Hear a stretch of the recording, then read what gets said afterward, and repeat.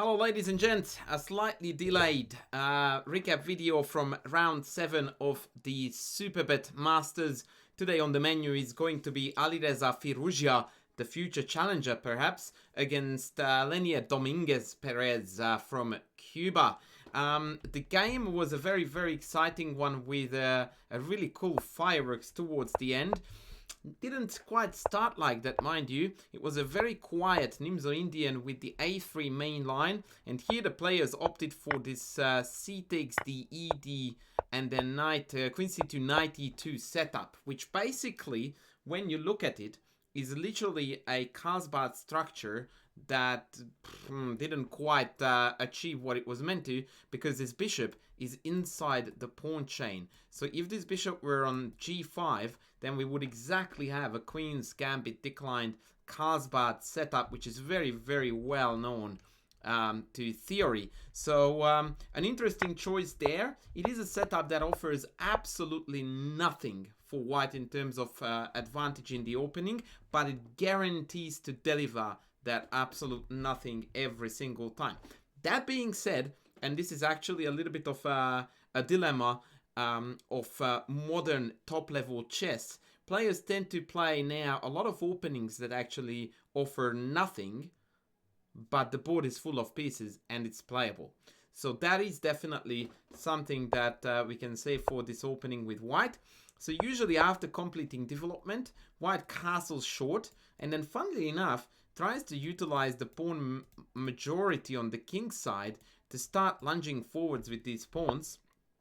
But of course, black on the other hand has got now a superior central setup, and so this lunge forward needs to be very well calculated and measured. Now for the time being, it's not really a kingside attack. It's a bit of a gain space on the king side and try to tickle black a little bit, but for a long time this amounts to nothing at all. g6, queen g5, knight c6. Note that d5 can't be captured. The tactics are always on with bishop g3 check. Now bishop takes h2 check, keeps the d5 pawn secure, but Dominguez goes to read out the bishop anyway. So now the strategy is actually such that I always prefer these positions for black, because I find it easier to play with black. And the reason for that is because black's pawn majority on the queen side is rolling forward in a very logical and crystal clear fashion. And it seems to have a goal. Once we get to b4, we kick the knight, then we can push further on, get a passer. It looks like a very fluid and easy plan to play for. Whereas for white, normally we would want to break with e4. That's entirely off the cards. You never play f4 because that gives up the e4 square. So all you have got left really to fiddle with is to try to attack these pawns, sometimes with knight f4 and then g5, or withdraw the queen and then maybe run the h pawn up. Harry is a runner, we know that, but this to me feels very vague in comparison.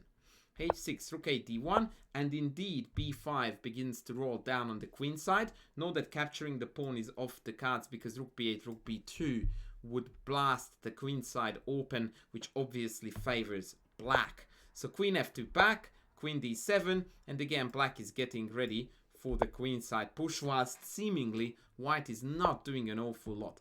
The engine, by the way, insists on this position being absolutely dead even. Like it has been on 0.0 for the last 5 moves and will be for the next 10. h4, stand corrected. Now the evaluation goes to favor black, quite interestingly.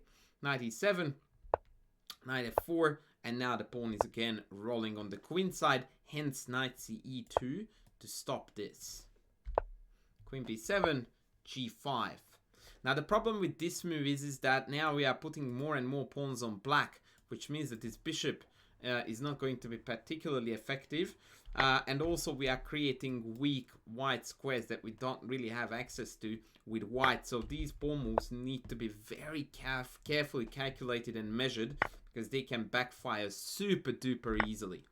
Take knight d7, king f2, and now finally we have got some faint hope of a kingside attack on the h-file, but it turns out that this is illusory and we just don't have enough stuff there. Rook h1, knight f5, queen h3. Well, at least we have got a check. That much is certain.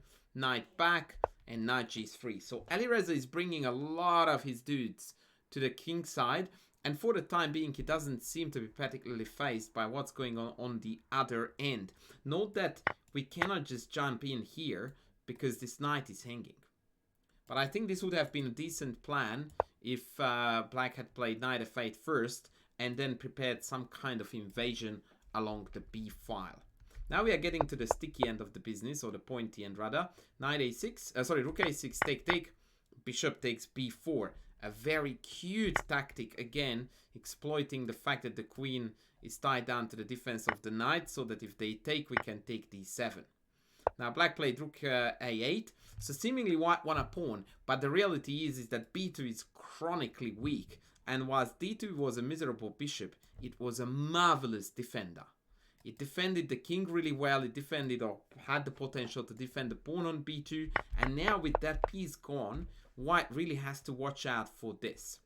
So knight e2 is to shield the king from these annoying sideways checks, rook a d8, queen g4, and now finally the Cuban GM takes the b2 pawn, and we are still dead even. Neither side can mobilize enough pieces to hurt the other. It's very, very curious. And here Alireza dropped a cheeky cheapo, if I may say so, by queen f4, which was basically setting up a very devious trap. And indeed, the Cuban fell for it, not quite smelling the rat, playing the very, very naive knight c6, moving away from the king at the very moment when that king needed the most amount of defense. And tada! Rook takes h7. And boy, what a move. The idea is actually a common motive, and that is that if king takes, then after queen f7, we have got a Matutski, as good old Maurice Ashley would say. Matutski on h1 is incoming. It is not stoppable.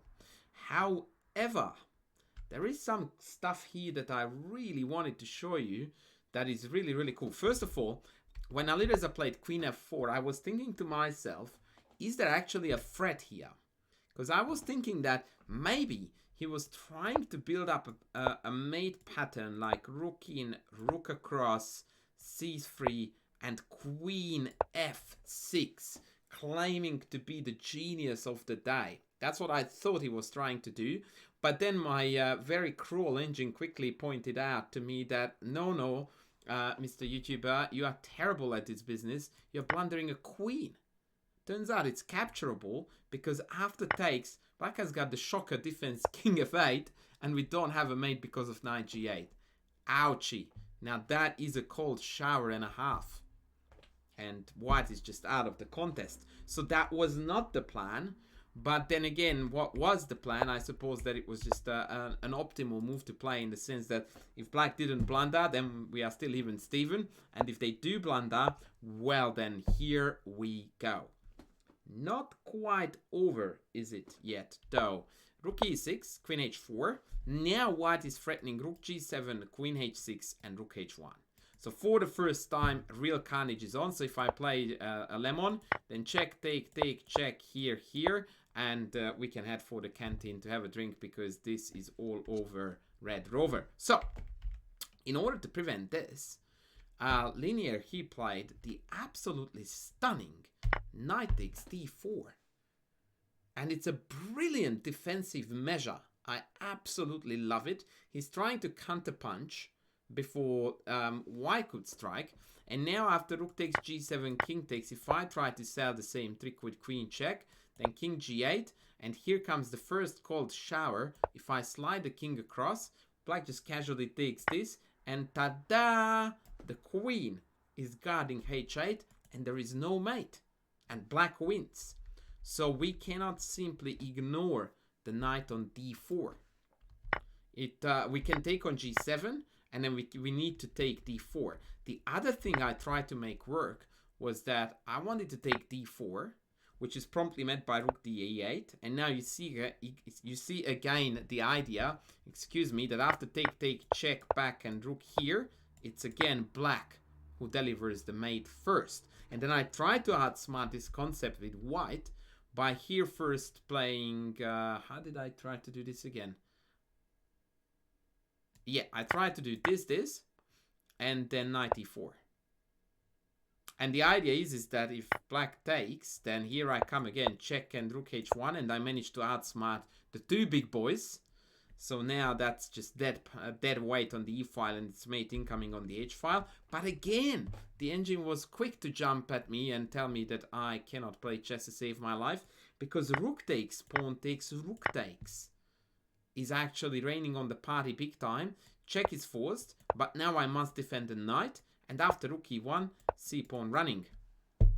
Mr. Forrest, run. And run he does. So black wins again.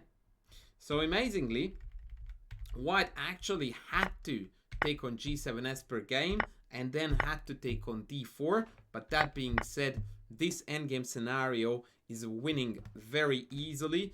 Alireza took his time and had some fun with his beautiful knights jumping on those weak squares, and went into blockade and left again the blockade and went back. But eventually he figured out the way to win. There were many, by the way, but his ultimate way to win was to come around with the rook and being a pest against the king from the side. But yeah, it took a little bit of a time. He played very, very maturely. Like he just eliminated any counterplay whatsoever. Even the shadow of a counterplay was not there for black. And now this rook maneuver is going to become the main theme. Note again that now he denies the other rook to come in. Very awesome endgame play by the French GM. Rook a5, g5, and now once he captures d5, there will be two connected passes on the board, and that's just not holdable. And after a couple of more moves, Dominguez had to give up the game and resign. So that was Firouzja's bounce back victory last round, which did see actually a fair few interesting games and results. Richard Rapport had another shocker, the second in this tournament, and Mamed Yarov also scored a win against Nepo, which left the whole field pretty much open. So very curious to see what happens in the last few rounds, one of which is already running when I'm recording this. So let's see how we go. I'm going to be back soon with more videos, so be sure to check again back. Better still, if you press the subscribe button, please also like, please also leave some comments for me, and we'll take it from there. That's for me right now. I'm going to sign out. Take care. I will see you in the next video.